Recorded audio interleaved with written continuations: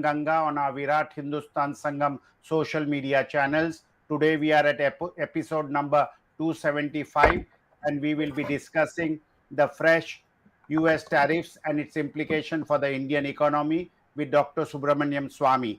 I thank our viewers across the globe for their support we get week after week for this program on various social media platforms.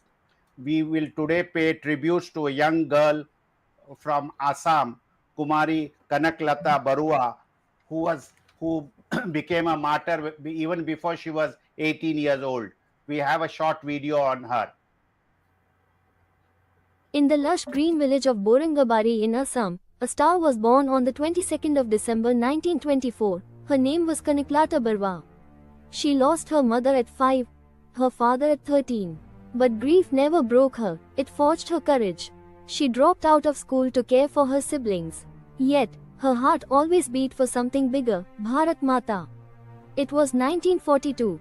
The air was charged with Gandhiji's call, do or die. The British flag flew over Indian soil, and Kanaklata could no longer bear the sight. At just 17, she joined the brave youth group, Mrityu Bahini, volunteers who embraced death for freedom. Then came the 20th of September 1942. Kanaklata led a march to hoist the tricolour at the Gopura police station. With fire in her eyes and the Indian flag clutched to her chest, she walked, unarmed, fearless. Vande Mataram, she shouted. But British bullets drowned her voice. Kanaklata fell, yet the flag never touched the ground. Another hero, Kakoti, picked it up, and he too fell. But their sacrifice shook the soil of Assam. It wasn't just blood, it was a spark that lit a million flames of patriotism. Today, she lives on, in the name of a Coast Guard ship, in school textbooks, in the hearts of every Assamese soul. She did not live to see free India, but she died to make it real. Kanaklata Barua, not just a name, but a flame of freedom that still burns bright.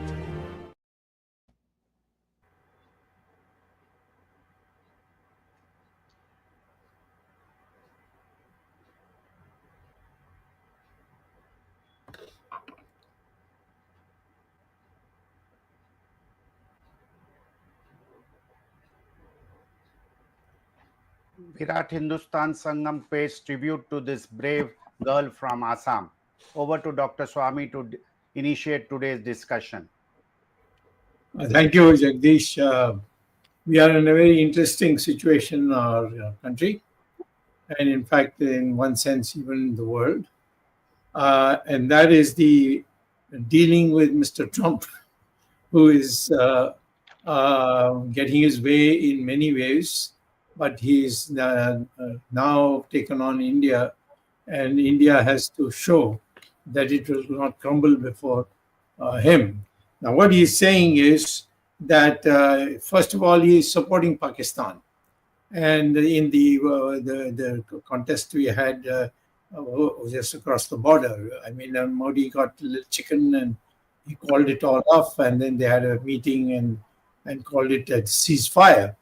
Now, the issue is that what is being said is that the United States will be providing tariffs at the rate of 25% on all products. And then it will also raise issues of the access to China, which is now, it is presently not very widely put out, but it's there, that somehow he wants to see that India doesn't take from America and then pass it on to China, which has been going on for some time. So therefore, I say that Mr. Modi may be cooing about his visit to America and sitting next to Mr. Trump, etc. But the fact of the matter is that he has been extremely, I would say that Trump has really put him down quite a bit. We may not find this in our newspapers, but you can see it in any of the American and the British newspapers where this has come there. And this is a very big blow for a large country like ours. And I think Mr. Modi should be expected to stand up. If he can't stand up, then he should make way for somebody else in the party who will be willing to stand up. So that is my first point, that this is a very serious development. It's not just Mr. Trump saying, okay, 25% charges are put on it. But he is in effect saying that you will do what I say that you have to do. And that for an Indian is very obnoxious. The second thing is that Mr. Modi should now stop to assume that his personal meetings with various people will bring about policy change. Nobody does that in the international milieu. And in fact, this is an example where Modi has been nowhere. In the India-Pakistan fight also, Modi was nowhere. And just because Trump has a nice way of speaking when they meet one-to-one, or Modi says, "Agle baar Trump ki sarkar," and this kind of thing, and to butter him. But they are very hardball people. And that's something that we must, as Indians, know, that you want to deal with India, you want to take something, then give something. And if you give something, you must take that equivalent from them. Otherwise, they'll think you're a nutcase, you're easily can be bought out, etc., etc. So I would say that one of the things that we have to see, and today's issue is dealing with this issue and how we are going to deal with it.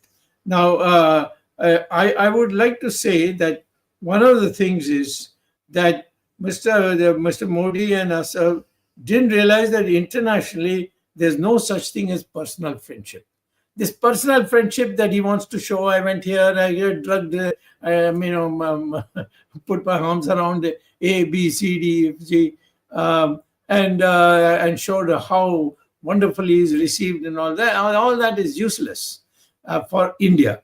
And that has come out now very clearly, that after all this agle baar Trump sarkar ki sarkar and all that stuff, today Mr. Trump is giving him a hard time and is making him do things which is not in the Indian economic interests. So in this context, we have today we are raising this issues in this particular series, and I would like to make that what we have to think about now is not go around the world and go to this country and go to that country, go to every African country, South America countries, all this. You sit down, go rarely, so you have got there's a kimat for you, as they say. The Chinese president and prime minister do not go on traveling.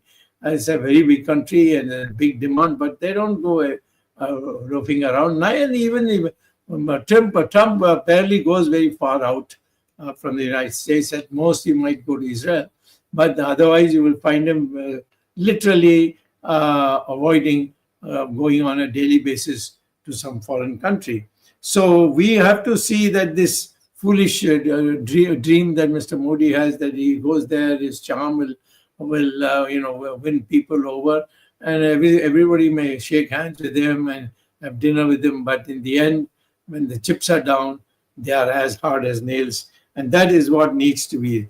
National interest is first for most countries, unless they are colonies of some other big country. But for India, our national interest is what matters. And in that national interest, we cannot sacrifice in the name of anything. This is for goodwill with this country and that country. So I would say that the fact that in our background we have the Russians and the Chinese, I don't understand what the Chinese and the Russians are going to do for you, that you're all the time thinking, well, if I can't get this from America, I'll get it from Russia, I'll get it from China. Neither of those two countries want a democracy in India. They want something else. And therefore, please don't be under any misunderstanding. Jawaharlal Nehru thought that, oh, he can, all these countries he can meet them and bring about peace and all that. When the 1962 took place, who came for in his support? Did the Russians come? At that time, Soviet Union is called. They only said, well, China, India is our friend, but our brother is China. And therefore, please, accordingly, deal with the Chinese. And the Chinese came and occupied, and they never left it afterwards. So the same way, all this goody stuff that goes on, and this media of ours, which is all the time pouring syrup all over the place, we must tell our people what is the concrete thing that we have achieved, and then only let the prime minister go out again some place, and he should not go to Timbuktu and some other chota place, or Cyprus or something like that. We have to decide. Right, time is now ripe. India must act as the largest population country in the world, and the potential that our people show themselves to be brilliant minds when they go abroad. Why they can't be, be able to do it in India? What is wrong with us? And that has to be corrected, and they become a power in the true sense. We are the largest population. China, India, and the United States make a triangle, and we must work it as a triangle. Today, we are not part of the triangle. We are India, Pakistan, but the Chinese and the Americans deal with each other and come to resolutions. So, in the national interest, we must now choose. In my opinion, the only stable friendship we can have is with other democratic countries, which means United States, Japan, all these countries which are the most of Europe. They are all democratic countries, and with democratic countries, whether one government comes or another government comes, nobody goes by likes of the person. Tomorrow, Modi is not a prime minister. Nobody will give him the time of the day. He doesn't understand that. Just because they hug him or they allow him to hug him, it doesn't mean that he's going to be hugged in the future. As long as he's the prime minister of India, they may tolerate him from doing all these things. And that is what I wanted to say, that in the national interest, please decide who is going to be your friend. Is the Russians ever going to be your friend? No, they are stooges of the Chinese. I tell you, there's not a single decision that Russia takes which the Chinese don't approve. And that is the hold now today China has over Russia. And Russia will not do anything which is good for India unless the Chinese agree. And so we must understand that the only country with which we can possibly debate, discuss, and make sense is the United States and other democratic countries which are with the United States. So that formation is what we should work for, and that is what I want to say in this session. Over to you, Jagdish. Thank you, Dr. Swamy, for this opening statement and putting things in a proper perspective. Ramesh, who is in US, I would request him to give his perspective of this whole thing so people India can also understand what are the feelings there. Thank you, Jagdish. Thank you, Dr. Swamy. Thank you, Arvindji. So, Dr. Swamy, my only I've been closely watching what is going on in the US in terms of Trump, instead of all the tariffs with Trump. See, it is not as though India is the only target. He is throwing tariffs at each and every country that does business with America. So it is not something that what India is being made of as though it's only targeting India or it's targeting Modi. I think that is prima facie an idiotic concept to take out, because he has put tariffs on every country possible. He's putting more tariffs on countries that are hostile to America, that do not wish to deal with, things like that. He is actually, and even as of today, Dr. Swamy, China's tariffs are through the roof. They're about 50%, but they still don't, they are still at the negotiating table. But I'm just saying, I'll give you, and I'll come to give you some examples as to why China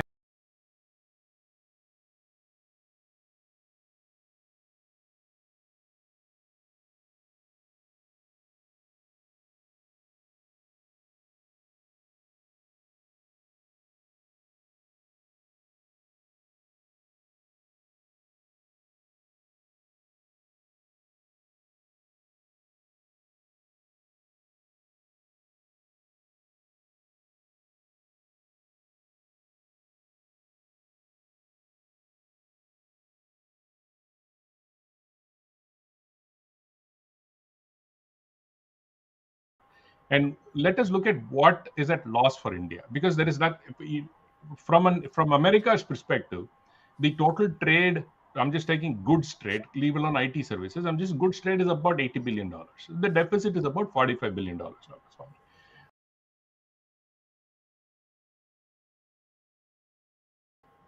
The precious gems market was the largest exporter from India to the US.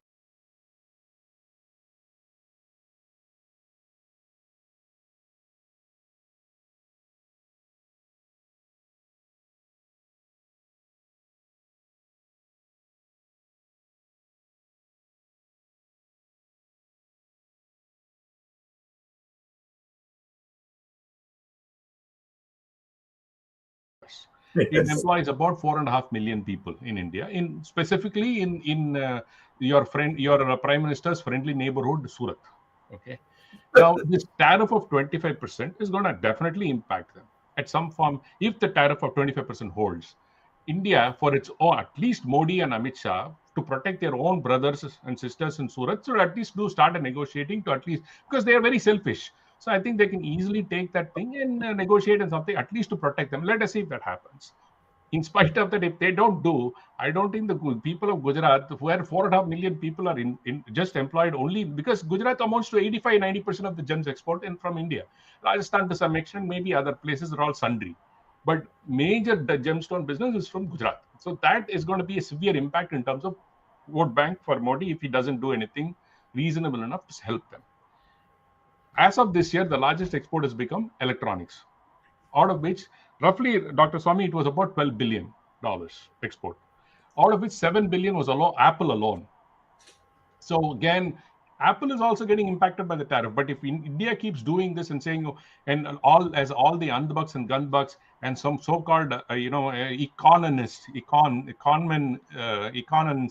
economists in India are saying, oh, India doesn't need America. That's just, please don't make such stupid comments, because it doesn't make sense. US is the largest export partner of India.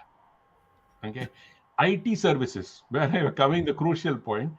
India's export to US alone is $110 billion, Dr. Swamy.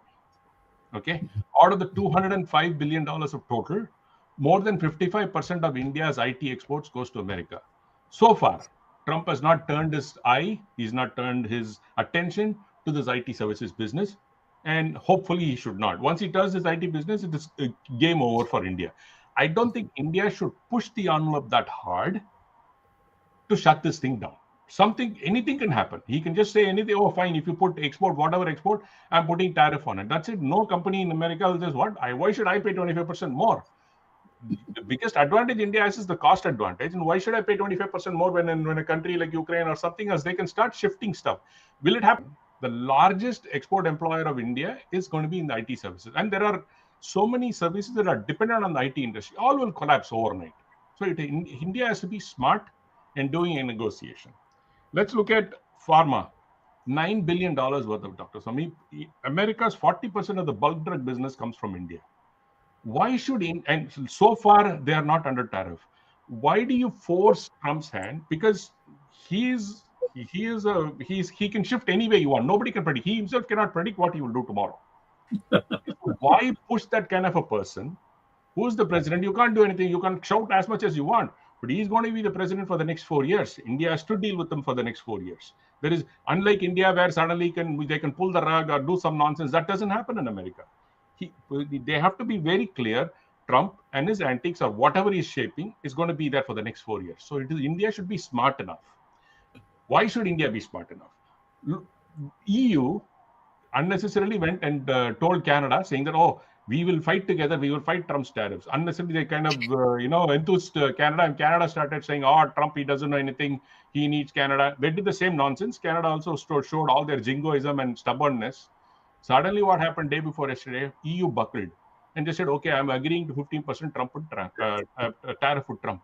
Now, Canada is holding the hot water, they're blinking, they don't know what to do now.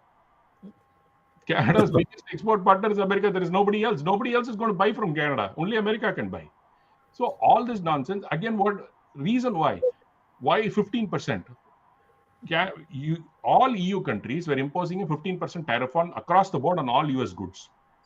In return, all EU goods to America were charged only 7.5% tariff. Old regime. I'm talking about this tariff regime. So all America said was, you charge 15, I will charge you 15. So the fair deal, right? So this is exactly where Trump's approach is. I will charge you whatever you charge, but this is what I want to sell.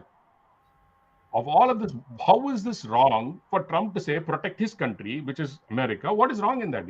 Modi can also say, I'm going to protect the country and block everything. And let's see how India progresses. Big time. And also across the board employment, economy, in all factors of life. Even this 25% tariff, Dr. Swami, in some on the bucks and gun bucks say, nothing, it's only about 0.5% or plus or minus here or there of the GDP. That's $22 billion. Is that small for India? I mean, people have no concept of that. Oh, small percentage, 0.5%. When 0.5% of your GDP is close to $6.5 trillion. I mean, $3.7 trillion is close to about $22 billion, roughly, give or take. I don't know, but as you say, Dr. Swami, those numbers are up in the sky. We can't really rely on them. But roughly, that is where we have to be. In the Indian population, especially the educated idiots, should stop unnecessarily spreading all this nonsense on WhatsApp, because the pragmatic approach to take is negotiate with Trump. Things you want to protect, definitely protect. Let's say if you want to protect the dairy industry, yes, I agree, protect it. But there is a way to smartly negotiate. Not just say, I will not negotiate, I will not talk to you. And some BJP MLA is saying, oh, Trump, Trump is trying to call Modi every day 3 times and Trump is not answering the phone call. This doesn't bode well, Dr. Swami. It's highly immature to make such statements to a country that is the most powerful country in the world today, and say, oh, India can live without America. India cannot live without America for even a month or so. Because India is surrounded by enemies, and that's exactly what they want. In fact, Dr. Swami, I'll just share one small tweet that was sent out by the Chinese foreign minister. This is nothing but a joke. He's just needling India, saying that if India truly seeks autonomy, the first step, it should be financial autonomy. Abandon the dollar. Do you think India will dare to do this, Dr. Swami? He is mocking India. He's making a joke out of India, saying that you have no ground to stand on to do such kind of a stance. Because China, and on the other hand, why is it able to negotiate? It has a $250 billion deficit with America, but trillions of dollars worth of economy. India's size, total exports to America is pittance, 83 billion. Their deficit, China's deficit alone is 240 billion, Dr. Swami, trade deficit. They are in trillions of dollars in terms of economic size, and they are able to negotiate. India doesn't have a stand, in my views, to negotiate with America. So in my best thing is have a negotiation, protect what you want to protect. I think there'll be reasonable talks, and they can be, instead of saying that Modi will not call Trump, Modi has cancelled his visit to America, he will not meet Trump, as if Trump is waiting for him in the White House. No, he can cancel one of the 3 trips every year, which yes. is so somebody, again, this is another point that I wanted to bring anyway, so it's a part of my thing. The NRIs remit about $125 billion, so you don't want all of the people are expecting that Indians in America will quit their jobs, come to India and develop India. I mean, I don't get this, Dr. Swami. Why do they even think such absolutely stupid ideas? I just don't get this. Nobody is going to come, Dr. Swami. In fact, if you look at between 2024, let's take 4 years, 22,000, I think roughly around that, 22,000 millionaires have left India. 22,000 millionaires have left India. So what is it telling you? That we can't build an economy in India because of corruption, bureaucracy, whatnot? Nothing is going to happen in India. So why should I even waste my money sitting in India? They made the money go out there, investing it somewhere else. The FDI inflow has come down already. People are there afraid because of these high tariffs. If Trump does something more, they don't want to put the money in a country where they're going to start negotiating. They're going to play hardball with Trump. It's not going to happen. So the politicians, at least Modi, he doesn't have any economic brains. So we agree that. I mean, you have told us many times. Even people who are advising him I think they're just fooling him. But if somewhere somebody says to him, saying that, oh, please, don't do this, come up with a negotiation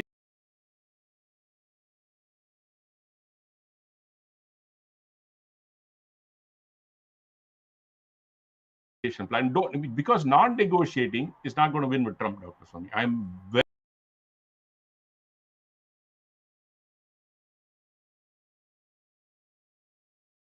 very clear about it. If the entire EU is buckled, UK is buckled.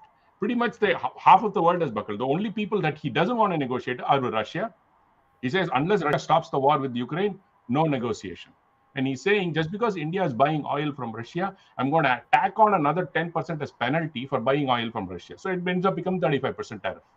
So he's very clear. China, on and off, cold one day, hot one day, it's fine. But at the end of the day, as of today, USA needs China. Because we're not going to, otherwise, bluntly, I'm telling you, America cannot survive without China because of the amount of goods that we buy.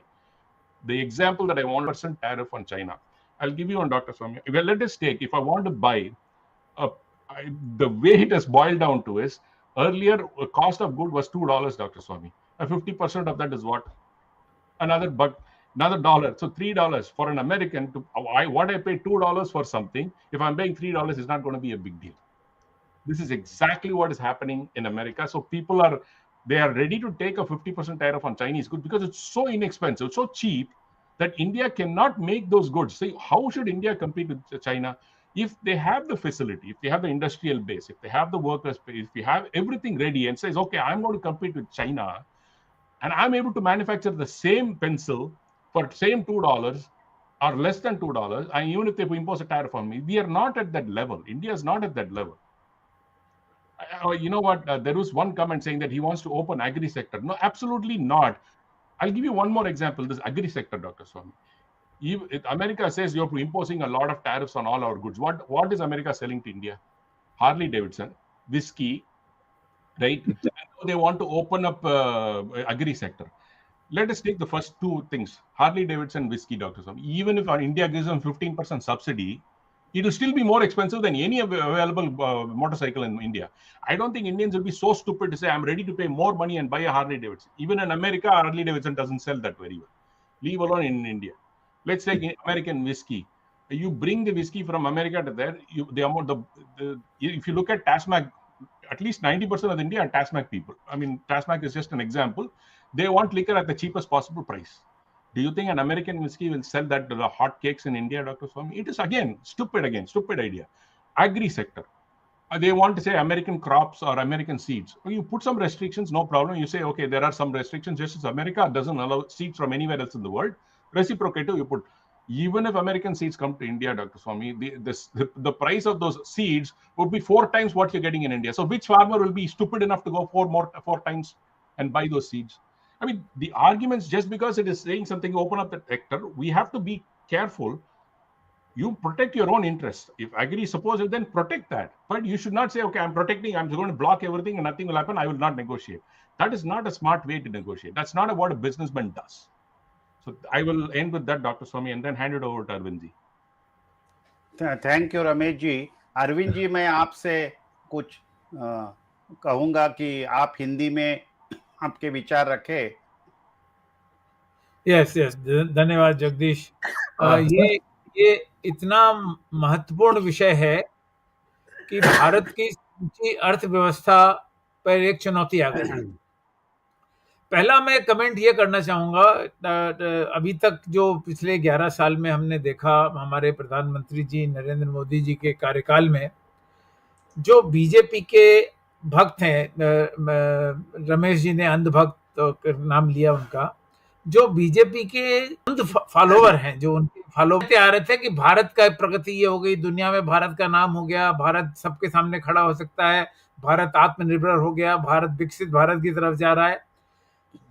Donald Trump की एक चुनौती ने भारत को एक तरह से expose कर दिया. जो 25% टैरिफ की बात उन्होंने की, ये पहली बार नहीं, 2-3 महीने पहले भी जब उन्होंने ये बात कही थी तो किसी तरह वो, हालांकि ये हम कह सकते हैं कि डोनाल्ड ट्रंप कंसिस्टेंट नहीं है. जो कहते हैं, जो इस बात पे कहते हैं, वो आज जिस बात को कह रहे हैं 10 दिन बाद भी उसी बात पे खड़े रहेंगे, ये मुश्किल है कहना. लेकिन जो आज की परिस्थिति है, 7 अगस्त तक का उन्होंने टाइम दिया है. पहले 1 अगस्त बोला था, अब 7 अगस्त बोला है. और भारत के सामने चुनौती बहुत बड़ी है. जो लोग ये कह रहे थे कि हम पूरी तरह से आत्मनिर्भर हैं, इस एक चुनौती से हम पूरी तरह से एक्सपोज हो गए हैं. अब भारत सरकार, ये अच्छी बात है, मैं ये गलत नहीं कहूंगा कि भारत सरकार ने जो स्टैंड लिया है, कोई कन्फ्रंटेशन का स्टैंड नहीं लिया है, ये अच्छा किया है। क्योंकि कन्फ्रंटेशन में, जैसे कि रमेश ने बताया, रमेश ने पूरी तरह इस एनालिसिस में ये बात बता दी कि भारत अमेरिका के साथ कन्फ्रंटेशन करने की स्थिति में नहीं है, इसलिए भारत को कोई ऐसा स्टैंड लेना चाहिए। ये अलग बात है कि लॉन्ग टर्म में हमें अपनी अर्थव्यवस्था को, इसका हो या कोई दूसरा देश हो, हमारे सामने चुनौतियां खड़ा ना कर सके, लेकिन जब तक हम उस स्थिति में नहीं आते, तब तक आज हम चीन के साथ देख रहे हैं, अमेरिका के सामने भी हम उतने ही मजबूर हैं जितने हम चीन के सामने मजबूर हैं। इसलिए नरेंद्र मोदी सरकार को, भाजपा सरकार को चाहिए समय में जो डील की बात, ट्रेड डील की बात डोनाल्ड ट्रंप सरकार कर रही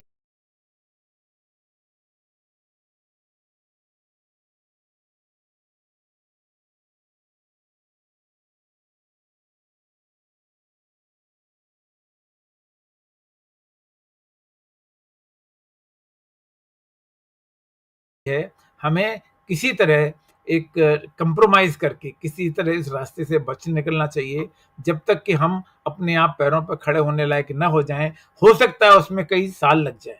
मैं डॉक्टर स्वामी से एक सवाल पूछना चाहता हूं। कई कारण हैं कि डोनाल्ड ट्रंप इस तरह का स्टैंड ले रहे हैं।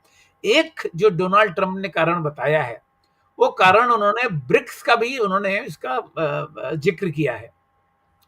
उन्होंने ये भी जिक्र किया है कि ब्रिक्स ने कभी भी एक किसी इस स्तर पर कोशिश की थी कि हम डॉलर को रिप्लेस करके अपनी एक करेंसी बनाएं, अपनी एक मुद्रा बनाएं, और डोनाल्ड ट्रंप को इससे बहुत बड़ा चिढ़ लग रही है।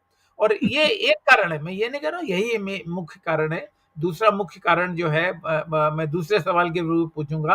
तो पहले सवाल के रूप में मैं डॉक्टर स्वामी से पूछना चाहता हूं, डॉक्टर स्वामी, कितनी वास्तविक है ये चुनौती डोनाल्ड ट्रंप के लिए कि अमेरिकन डॉलर को ब्रिक्स की नई करेंसी किसी भी प्रकार की कोई चुनौती दे सकती है, और भारत को या ब्रिक्स देशों को इससे क्या लाभ होगा? उन्होंने भारत को ही निशाना नहीं बनाया, ब्राजील को भी निशाना बनाया इसी कारण से। तो कृपया ये बताएं हमारे दर्शकों को भी, और आप अंतरराष्ट्रीय स्तर पर अर्थशास्त्र के विशेषज्ञ हैं, इस बात की एनालिसिस आप भी कर सकते हैं, और बताएं कि किस प्रकार से डॉलर को चुनौती ब्रिक्स दे सकता है, अगर दे सकता है तो। देखिए, आपको पता है कि 2016 में नरेंद्र मोदी ने मुझसे कहा कि ब्रिक्स का एक रिसर्च इंस्टीट्यूट हम खोल रहे हैं, बैंक भी खोल रहे हैं और रिसर्च इंस्टीट्यूट भी खोल रहे हैं, और उसके अध्यक्ष सब लोग सर्वमान्य कहा कि यस, डॉक्टर स्वामी को हम बनाने के लिए तैयार हैं। तो उन्होंने मुझसे कहा कि आप, ये बहुत बड़ी जीत है हमारे लिए, ये है वो है, आपको जाना चाहिए। तो मैंने उनको कहा कि मैं जब इंडिया में कुछ कर सकता हूँ, वहाँ जाकर 5 देशों के साथ क्या कर सकता हूँ? मुझे पहले जो भी मैं इंडिया में चाहता हूँ करके दे दो, मैं फिर चले जाऊँगा। परंतु वो तो कर नहीं सकते हैं। तो आखिर में मैंने जो 5 लोगों की जो अध्यक्ष हैं, उनको मैंने चिट्ठी लिखा कि मेरे कोई आपत्ति नहीं आने में, परंतु मुझे इंडिया में बहुत बड़ा काम है और ये ब्रिक्स से भी ज़्यादा है। तो मैं ये बता रहा हूँ कि इसी में मोदी लिप्त रहा है कि यहाँ एक बना दिया, वहाँ एक बना दिया, और किसी को क्रियान्वित नहीं कर सके। ये एक चीज़ बता दीजिए, कितने 2077 देशों का घूम के आए हैं ये, और ये 2077 देश में किससे हमें कुछ मिला, या किसको हमने किसी को कुछ ऐसा दिलाया जो उसमें पैसा मिला? तो मैं कहता हूँ कि ये जो फ्रॉड है हमारे देश में, जो मोदी करते रहा है, इस फ्रॉड से हम आगे बढ़ नहीं सकते हैं। और अब सबको पहचान भी आ गया है कि इंडिया ऐसे बोलती है, कुछ करती नहीं है। तो मैं ये समझता हूँ कि आपने जो सारी बातें समर्थन करते, कहता हूँ कि हम लोग सब ब्रिक्स छोड़ो, पहले देश के जो बेरोजगारी है उसको ठीक करो, उसके बाद हम आपको विदेश में जाकर जो बड़ी बड़ी चीजें करनी है उसको, उसके लिए हम आपको अनुमति देंगे। ये डॉक्टर है। स्वामी, एक सवाल दूसरा एक और है इससे जुड़ा हुआ। हाँ डोनाल्ड ट्रंप के जो वक्तव्य लगातार भारत के विरोध में आते रहे हैं, उन्होंने भारत से ये भी कहा है कि आप रशिया से ऑयल इंपोर्ट कर रहे हो। हाँ रशिया से हम चीप ऑयल इंपोर्ट कर रहे हैं, बहुत बड़ी संख्या में अब करने लगे हैं पिछले 2-3 महीनों में, 4 महीनों में। यस और इससे भारत की जो ऑयल मार्केटिंग कंपनीज हैं, इंडियन ऑयल है, हिंदुस्तान पेट्रोलियम है और भारत पेट्रोलियम है, इनको एक बहुत अच्छा मुनाफा हो रहा है इस समय, क्योंकि रिफाइनिंग कॉस्ट उतनी ही है जो हम इनपुट मंगाते थे बाहर से, रशिया से हमें सस्ता मिल रहा है, तो हमारी लागत कम हो रही है और हमने पेट्रोल की कीमतें या पेट्रोलियम उत्पादों की कीमतें नहीं घटाई हैं, तो कंपनियों को बड़ा फायदा हो रहा है और नेचुरली उसका डिविडेंड भारत सरकार को भी किसी न किसी रूप में मिल रहा है। तो रशिया से हमारा संबंध एनर्जी के मामले में या डिफेंस के मामले में, खासतौर से डोनाल्ड ट्रंप को यह भी चिढ़ है कि हम डिफेंस के इक्विपमेंट इतने ज्यादा रशिया से मंगा रहे हैं, हमारा जो ट्रेड है। तो ये अब जो भारत की नीति हमेशा रही है, नेहरू के टाइम से रही है, बाद में नॉन अलाइंड मूवमेंट लगभग खत्म हो गया, लेकिन हम रशिया और यूएसएसआर था उस जमाने में, हम यूएसएसआर और यूएसए से दोनों से लगातार बराबर की दूरी बनाकर चल रहे थे। तो आज की परिस्थिति में डॉक्टर स्वामी, क्या ये संभव है कि हम रशिया और अमेरिका के साथ बराबर की दूरी बनाकर एक न्यूट्रल रास्ता अपनाएं? क्या ये संभव है? नहीं, मैं ये पूछता हूँ कि पहले रशिया से जो भी आप कर रहे हैं वो आधा तो आप रुपए पर कर रहे हैं, उस रुपए को लेकर यहाँ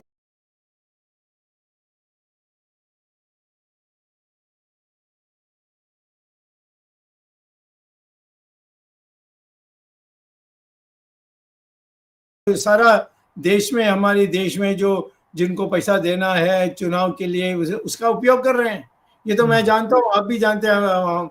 जब मैं कॉमर्स मिनिस्टर था तो आप भी थे हमारे भी साथ, यानी आपकी बुद्धि को आपने हमारे लिए लगाया था। तो कितना फ्रॉड था वो, जो रशिया के साथ हमारी हम यानी सौदा कर रहे थे, उसमें रशिया तो खूब उसका मजा ले रही थी। मैं ये कहता हूँ कि बाजार ये उसको छोड़ कर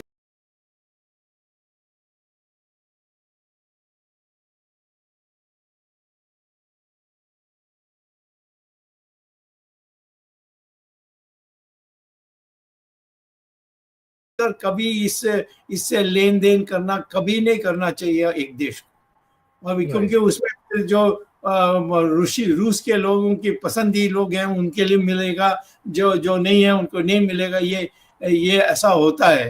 तो मैं ये कहता हूँ कि इससे सबसे हटकर सिर्फ मार्केट बेसिस पर आप अपना काम करिए इंटरनेशनली, और जितना अपने देश में वो आप पैदा कर सकते हैं, और हमारे वर्कर्स इतने हैं तो कॉस्ट बहुत कम हो सकती है, और उसके आधार पर भी बाहर बेचना चाहिए। उसका वो है इकोनॉमिक्स, असली इकोनॉमिक्स। ये तो सब भीख मांगना या चापलूसी करना, इससे मैं समझता हूँ हमारे देश की महानता नहीं आएगी।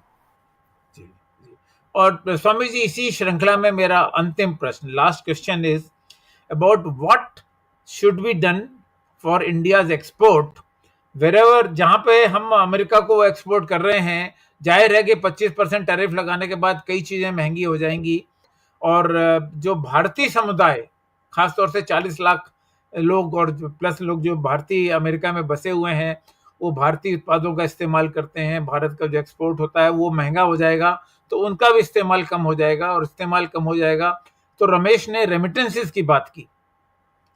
3% जीडीपी भारत की जो है वो रेमिटेंसेस के ऊपर डिपेंडेंट है, 3%।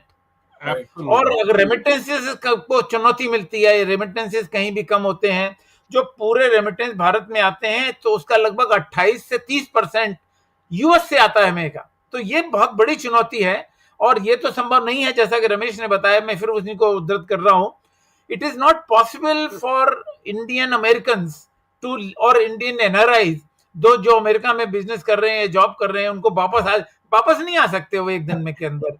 ये बहुत मजाक की बात है। जो लोग बात कर रहे हैं मजाक की बात कर रहे हैं। हाँ, पहली बात हमारे देश पे कितना असर पड़ेगा इसका? नहीं, देखिए, पहले हम अपने राष्ट्र की जो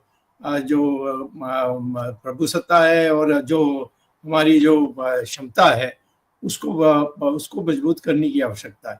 अब मैं आपको एक उदाहरण देता हूं जो आज भी चलती है।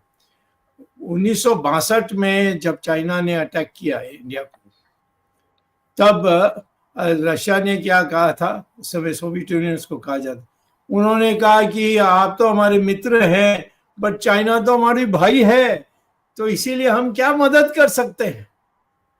आज तो मैं कहता हूं कि आप अपने इतिहास को देखिए, किसी ने इन्हें पर्याप्त नहीं किया होगा, तसल्ली भर के नहीं किया होगा, परंतु किसी ने आपको मदद किया। जब गेहूं की सवाल थी तो 480 का जो चला था उस समय, या जो हथियार देने की बात आई थी तो देने वाले थे चाहे अमेरिका, क्योंकि उनका हित है कि हमारे इंडिया भी कम्युनिस्ट नहीं बनना चाहिए, इंडिया एक डेमोक्रेटिक नेशन बनना चाहिए। और गधे हैं, वो हमारी बात नहीं सुनते हैं, वो कह सकते हैं, परंतु आखिर में वो जानते हैं कि इंडिया को बचना बहुत आवश्यक है अमेरिका के लिए। उसके लिए एक ऐसी यानी आपस में बात करनी चाहिए जिससे अमेरिका भी खुश हो जाए, हमारे भी काम हो जाए, ये करना चाहिए। अभी ये रशिया और अमेरिका चाइना को बिल्कुल छोड़ देना चाहिए कि उनकी जो सारी जो व्यापार है उससे जितना कम करना है, उनसे तेल लेने की कोई जरूरत नहीं है। आप अमेरिका से कहकर ये जो सऊदी अरेबिया है ये भी आपको कंसेशन में दे देंगे तेल, यदि आपको चाहिए। तो इस प्रकार से हमें कूटनीति या जो भी आप उसको कहते हैं उसको करना चाहिए। Absolutely, Dr. Swamy. And one more thing, Dr. Swamy, the so-called cheap oil from Russia. Yes. That money, that reduced oil pricing has not shown up in the pump. Yes. So the most important fact is, if you're buying cheap oil, then shouldn't the prices of petrol gone down in the petrol pumps? I don't think so. Arvindji, you know this very well. So, your thoughts. Doctor, Doctor, I don't know if others have stopped. Dr. Swamy. Yes. Hello. Yeah, Dr. Swamy, India is, as many of you all have said and you have said, India is a democratic country. USA is a democratic country. And we are talking just now about Russia and China, which especially with China, our relations are not too good. Pakistan is virtually a military rule or a dictatorship.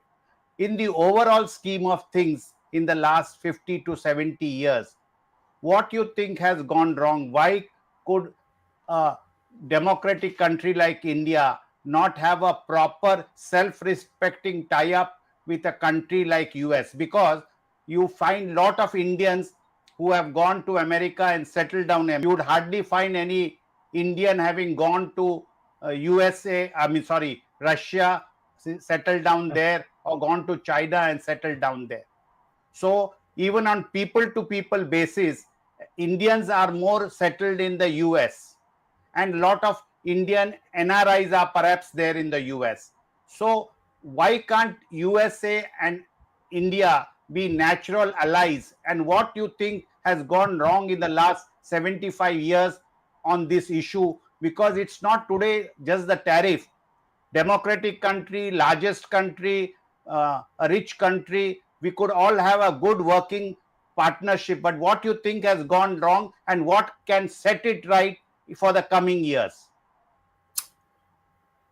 According to me, right from the time of our freedom, after Mahatma Gandhi passed away, Sardar Patel passed away, Rajagopal Acharya was sent to Madras.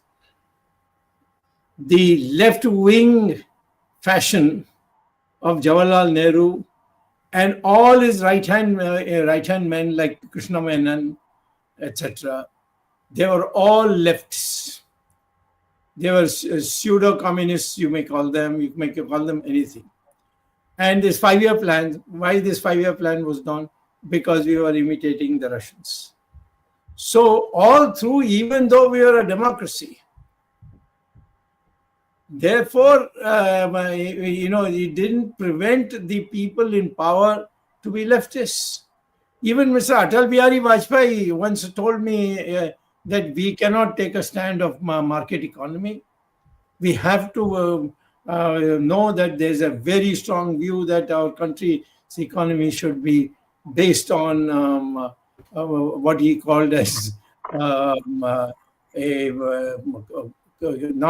didn't call it communist, but he said one which he also. And when Rajiv Gandhi tried to break it, he was assassinated.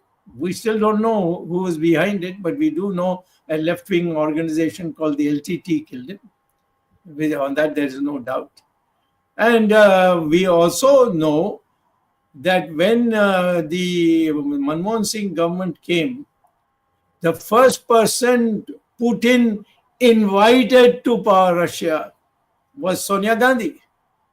And both of them together went to St. Petersburg.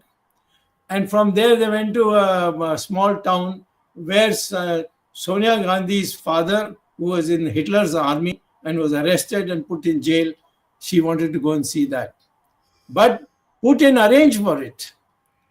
Russian ambassador told me at that stage itself that we consider her as one of us. And therefore, you may say anything about her ideology or whatever, but the fact is that left-wing thoughts are there clearly in their mind. And the same thing happened when Sonia Gandhi and Rahul Gandhi went to China. They have signed an agreement, and the Chinese are now represented in the Rajiv Gandhi Foundation. Nobody speaks about it. So these people... They got money from Rajiv Foundation, got money from China. Yes, that's right, from China. Yeah. And so, therefore, we are not yet being a genuine democratic country. Thanks to the people of India, it's very difficult to break it because in the emergency, everybody saw that the public were ready to revolt. But the fact is, when they come on the policy issue, the media, everyone, it becomes complicit. And anyone who speaks right-wing, they say, oh, American agent. As if you are for socialism, you're not a Russian agent. I mean, the question is this. They damned anyone who talked about the market economy. And poor Manmohan Singh, father and he were great friends. And he was about as strong a KGB man as anybody could be. And certainly when he was in Cambridge or Oxford, he had participated with in their programs. So we have not yet come out of the ideological thing where you talk about the poor people, but really what you are talking about is more government control. And that is the reason why this is happening. Dr. Swamy, another related question is we have been given arms, or we have been buying arms from Russia while we could not strike a deal on F-35 or something similar with the US. What do you think on these aspects? Because some people have a misconception. Russia has been looking after our arms supply and all that, and America has done nothing for us. So what would you say on that? Compare the arms of Russia and America. What would be superior? What should India do? Any superior American military equipment will not be given by the Americans, because on land in India, they'll all be copied by the Russians or the Chinese, and will be used for their own country. So that's the hesitation that the Chinese have. F-35 they may give now because it will become out of date. But 20 years ago, it was the most fashionable, most sought after aeroplane for jet bombers, you see. So I'm not surprised that the Americans don't want to give. You have to prove that you are independent. You have to prove that the Soviets and Chinese are not worked themselves into the woodwork of the Indian government. So, Dr. Swamy, one other thing that Arvind brought up was the stock market. Again, if you look at it, Dr. Swamy, America lost $1 trillion in a day because of these tariffs. The American stock market is about $53 trillion in size. The Indian stock market about 3.7. So there should be, for us to lose 1.1 trillion out of the 53 trillion is big, but 1% out of 3.7, India as a will end up losing more, because across the board, all textile stocks have fallen down, because people who invest in the market do realize that, because this tariff negotiation is not about somebody's jingoism or ego. It is not something that you do short term. This is for a long-term impact. They need to realize this and says, okay, what is the best for the country? But I don't see that kind of a discussion even in the media. For example, Arnab says, America cannot launch rockets without Indians, so they need India. This is, at the level, even a kindergarten kid would have more brains than that guy. And saying, oh, America cannot, they cannot operate Google without India. This kind of a nonsensical statement doesn't make any sense, Doctor. No, Indians brought up. You rightly called him an idiot. You rightly called him a stupid guy live on television. Seriously. Yeah. See, Indians who get their education in America are bound to be very smart, and the Americans are not going to lose them easily. Right. They will try to incite them to stay on and look very attractive for them. They, you should not expect that their patriotism is such that they should come back. But the fact is that Indians in the United States may not get the status of a white man there, but they are highly respected, and they get very high positions. They may not be able to become president of the United States just yet. But the fact is that the Indians who go there, they feel that at least they are people who will be recognized for their merit. And whereas in India, it's got nothing to do with merit. When I came here, I was already a professor at Harvard. I was invited by the VC, that is the Vice Chancellor, Mr. Ganguly, a very well-respected person, and he invited me and said that there'll be no selection committee and all. You go straight, you'll be a professor at Delhi School of Economics. And so I left America and came. And once I came, K.N. Raj, a communist from Kerala, and Amartya Sen, both of them ganged up.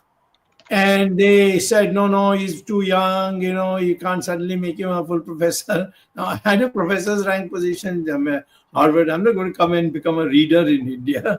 And that too, especially if they have invited me. So this is the way they blocked and they created this. Today, of course, it is much less, but even today, the left wing is a very powerful group in all social sciences in India. So you cannot expect the government to get any such advice as to what to be done and what not to be done, which is in India's interest. It will be how to promote something by which you have to depend on China or you have to depend on Russia. And just a case in point, Dr. Swamy, even if you look at this administration, almost 7 Indian people of Indian origin are in this administration, be it Yes. Kanaklata, right? Yes. Harmeet and Jay Bhattacharya, he heads NIH. Yes. Trump or America in general respects people who have knowledge, who can contribute to that. They don't look at whether you're white, black, brown, they don't care.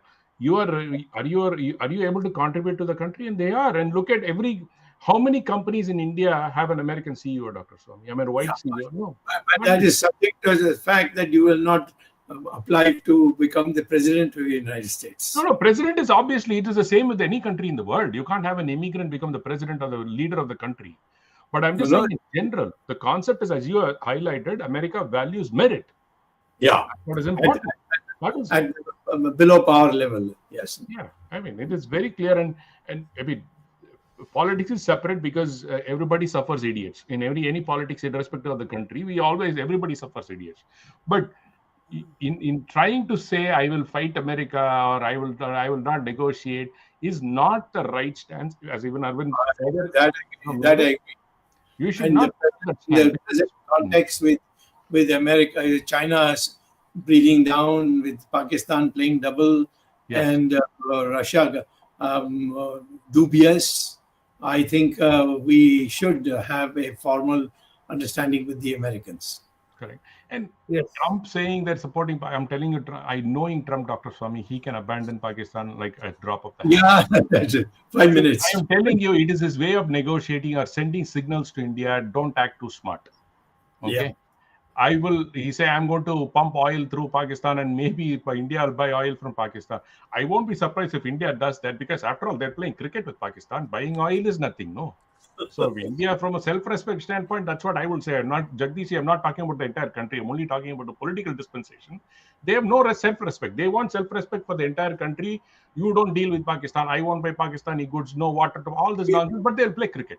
We'll play cricket because some of the cricketers on our side are also Muslims, and Muslims come in large numbers to watch the cricket match. So that's why we are doing not No, it is also to do with, because of the enormous presentation of the issues and all over the world, particularly in where the Indians were, that is places like the United States. So I think we have to be very clear. There is no such thing as you can be with this person and you can be with that person. You have to be with who you are. We are a democratic country, and hence we must always give first preference to democratic countries. And then if there is room available, then we can be friends with the Chinese or the Russians, as the case may be. Thank you, Dr. Swami. Before I hand over it for Arvind to wind up the show, I wish to inform our viewers that as you see on your screen, there is a QR code which is displaying on your screen. That is the link for registration for the Virat Hindustan Sangam annual conference, convention which we are having at Pandharpur in Solapur district of Maharashtra on 14th and 15th of September 2025, where Dr. Swami himself will be present. You can refer to the above code or scan the above code and you'll get details of the event and the activities we'll be having there at Pandharpur.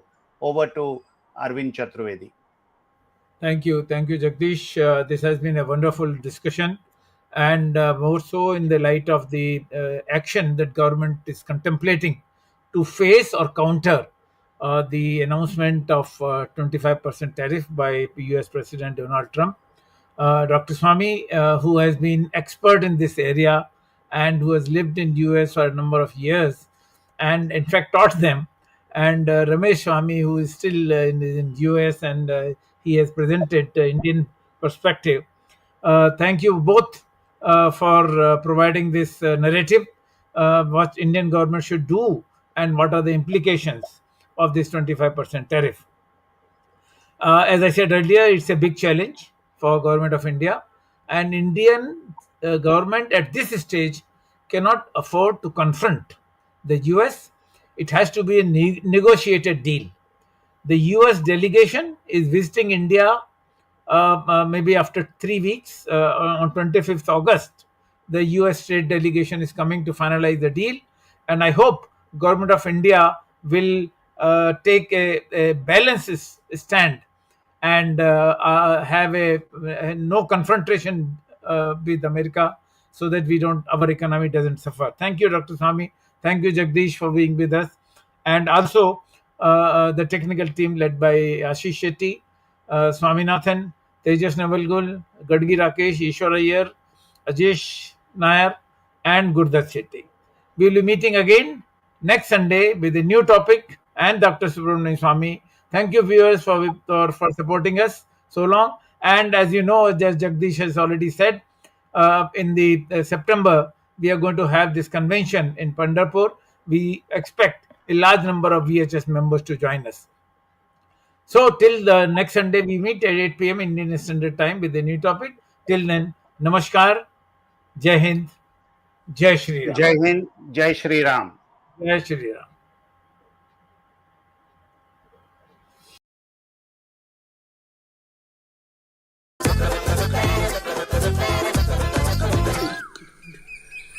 Mhm.